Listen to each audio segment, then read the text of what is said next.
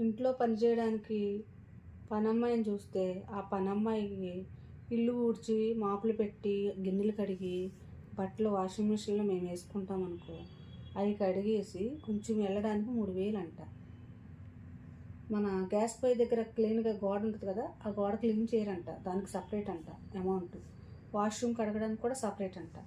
ఇప్పుడు 2 బాల్కనీలు ఉన్నాయి, 2 బెడ్రూమ్లు ఉన్నాయి, ఒక హాల్ ఉంది పెద్దగా, కిచెన్ ఒకటి ఉంది. ఇవన్నీ సాఫ్ చేయడానికి 3000 అంట. 3000 అయితే 5ంటికి వస్తారంట. 5ంటికి వచ్చి వాళ్ళు 11ంటికల్లా వెళ్ళిపోవాలంట. అంటే మన ఇంట్లోనే ఒక ఇంట్లోనే కాదు పని చేసేది, అలాగా 5 మంది ఇంట్లో చేస్తున్నారు పని.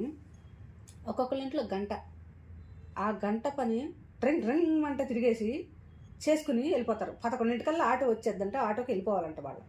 అంటే మా గురించి చేయట్లా, వాళ్ళు చెయ్యాలా వద్దా పని ఎలా చేస్తారు? ముంచడం, లేపడం, నీళ్ళల్లో అంటే గిన్నెలు కడుగుతారు కదా, గిన్నెలు ముంచేసి లేపేస్తాం. అవి తోమరు, ఇంకలా అంటారు, సింక్ కింద అలా పెట్టేసేసారు నీళ్ళలో, మళ్ళీ చేతితో కడిగేది లేదు.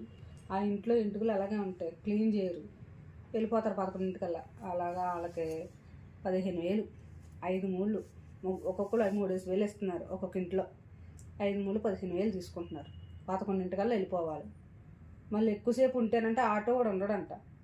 ఆటోలు కరువు అయిపోయినాయి హైదరాబాద్లో వాళ్ళకి, పని వాళ్ళకి. అలా చెప్తున్నారండి. ఏం చేయమంటారు? ఇంట్లో పని చేయడానికి ఎవరు రారు, చేసినా ఇంత ఒక గంట కూడా చేయరు. గంట చేసిన పని, వాళ్ళు చేసిన దరిద్రమైన పనికి మేము ఒక సంవత్సరం అంతా క్లీన్ చేసుకోవాలి, కిచెన్ ఏంటి, హాల్ ఏంటి అంతాను.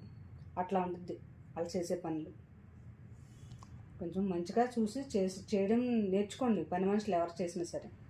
అంత ఇబ్బంది పెట్టద్దు అందరినీ.